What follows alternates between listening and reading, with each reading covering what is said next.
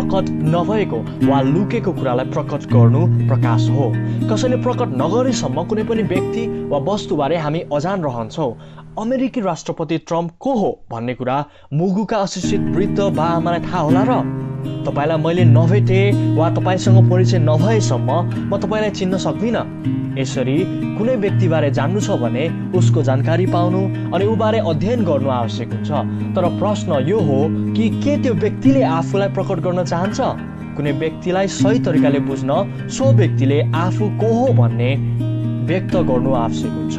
नत्र प्राय हामी ती व्यक्तिहरूलाई आफ्नै सोचाइ अनुसार अनुवादन गरी गलत तरिकाले बुझिरहेका हुन्छौँ।